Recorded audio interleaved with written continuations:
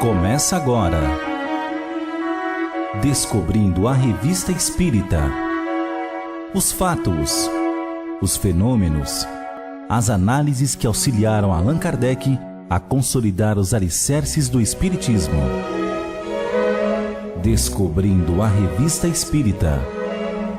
Pesquisa e apresentação, Luiz Armando de Freitas Ferreira. Os fenômenos de transporte é um dos assuntos tratados por Allan Kardec na Revista Espírita de maio de 1861. Começa ele dizendo que este fenômeno é, sem dúvida, um dos mais extraordinários entre os apresentados pelas manifestações espíritas e também um dos mais raros. Consiste no transporte espontâneo de um objeto que não existe no lugar onde nos encontramos. Nós há muito tempo o conhecíamos por ouvir dizer, mas como há pouco nos foi dado testemunhá-lo, podemos agora dele falar com conhecimento de causa. Digamos, para começar, que é um dos que mais se prestam à imitação e que, por consequente, é necessário mantermos-nos em guarda contra a trapaça. Sabe-se até onde pode ir a arte da prestidigitação no caso de experiências desse gênero, mas, sem se tratar de gente do ofício, poder-se-ia facilmente ser vítima de uma hábil manobra. A melhor de todas as garantias está no caráter, na honorabilidade notória, no desinteresse absoluto da pessoa que obtém semelhantes efeitos. Em segundo lugar, no exame atento de todas as circunstâncias em que se produzem os fatos. Enfim, no conhecimento esclarecido do Espiritismo, único que pode fazer descobrir o que seria suspeito. Dissemos que o fenômeno é um dos mais raros e talvez menos que os outros, não se produz à vontade e à hora marcada, posto que raramente, às vezes, pode ser provocado, mas na maioria das vezes é espontâneo. Disso resulta que quem quer que se gabasse de obtê-lo à vontade e em dado momento, pode ser claramente taxado de ignorante e suspeito de fraude, com mais forte razão, se aí se misturasse o menor motivo de interesse material. Um médium que tirasse qualquer proveito de sua faculdade para realmente ser médium, mas, como esta faculdade está sujeita a intermitências e os fenômenos dependem exclusivamente da vontade dos espíritos, que não se submetem ao nosso capricho, resulta que o médium interessado, para não estacar ou para produzir mais efeito conforme as circunstâncias, chama a astúcia em seu auxílio, porque para ele é preciso que o espírito haja de qualquer maneira, senão o ajudam, e a astúcia por vezes se oculta sob o mais simples disfarce. Após esse comentário, o codificador reproduz uma carta em que um espírita convicto narra o testemunho de vários fatos em que uma parente foi o centro de vários fenômenos de transporte. O primeiro no dia 1º de janeiro de 1861, por volta das 3 horas da tarde, quando viu mais uma vez o espírito de sua mãe. Minutos depois, retornando à sala onde se deu a visão, seu marido notou sobre a mesa um anel, imediatamente reconhecido pela esposa, que o havia colocado no dedo da mãe quando do seu sepultamento. Dias depois, como aquela mulher sofresse de uma sufocação a que era sujeita, foi magnetizada e, ao cabo de 3 minutos, ela adormeceu profundamente e a lucidez foi perfeita. Ela disse então que sua mãe lhe havia trazido seu anel para lhe provar que está e vela por eles. Seu marido perguntou se ela vê sua filha morta há 8 anos, com 2 anos de idade, e esta lhe pode trazer uma lembrança. A sonâmbula responde que ela estava lá, bem como a mãe de seu marido, que no dia seguinte traria uma rosa e que ele a encontraria sobre a escrivaninha. O fato realizou-se. A rosa murcha estava acompanhada de um papel onde estavam escritas estas palavras: a meu pai querido, Laura. 2 dias depois, sono magnético. O marido pergunta se poderia receber cabelos da sua própria mãe. Seu desejo foi satisfeito imediatamente. Os cabelos estavam sobre a lareira. Depois, 2 cartas foram escritas espontaneamente pelas 2 mães. São citados outros fatos. Antes de analisar o fato, Kardec chama a atenção que a carta relata dois fenômenos notáveis, o dos transportes e o da escrita direta. Acrescenta também que vários fatos da mesma natureza lhe foram relatados por pessoas de sua confiança e que se passaram em circunstâncias também autênticas.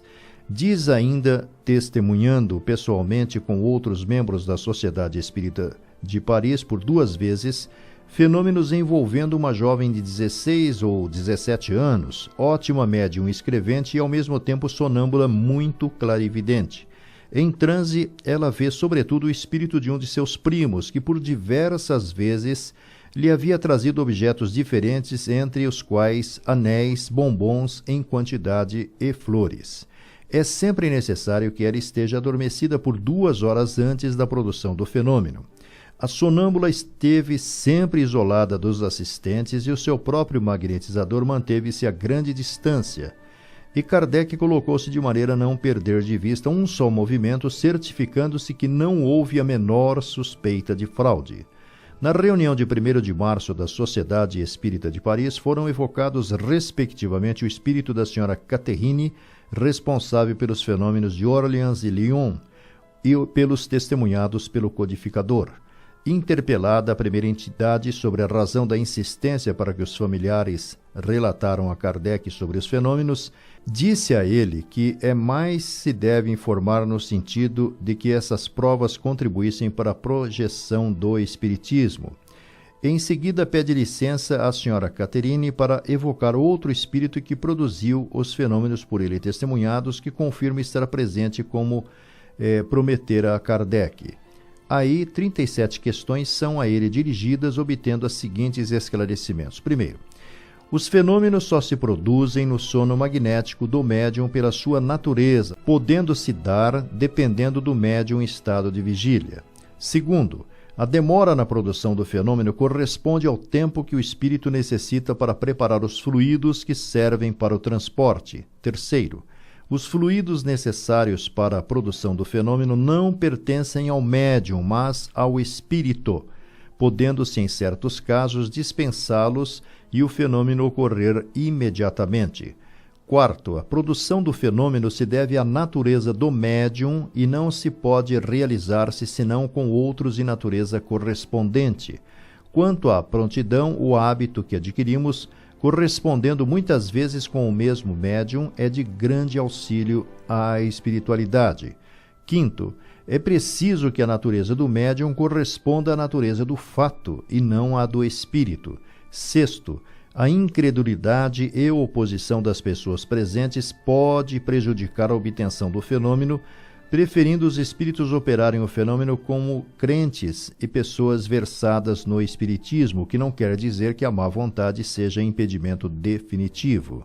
Sétimo, necessário que o espírito esteja preparado e disposto a produzir o efeito.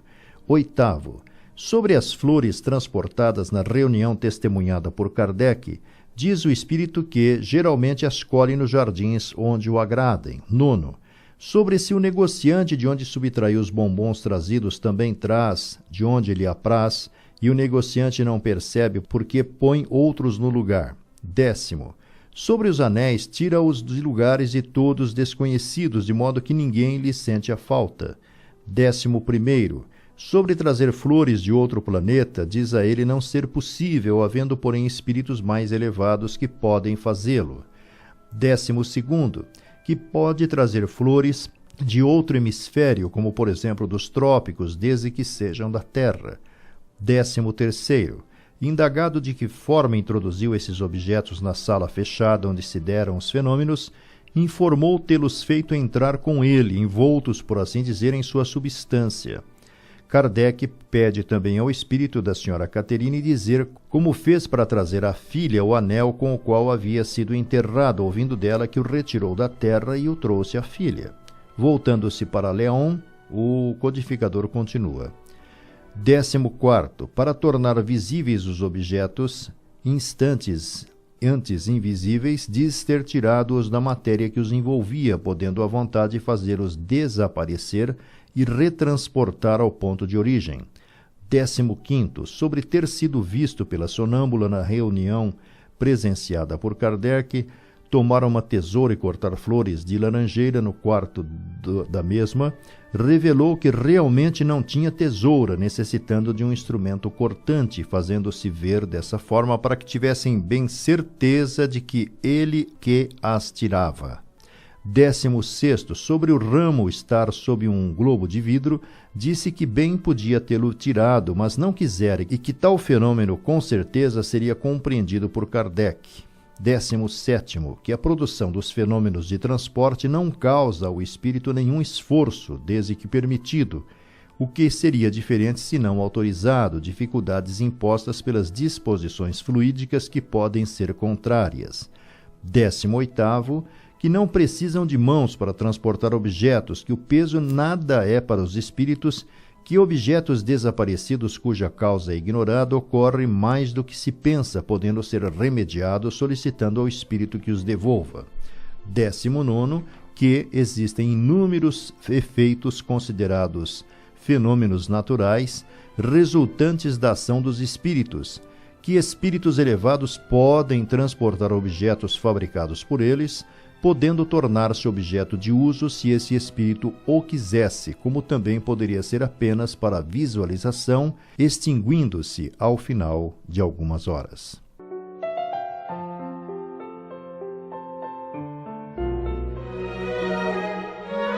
Você ouviu Descobrindo a Revista Espírita. Pesquisa e apresentação, Luiz Armando de Freitas Ferreira.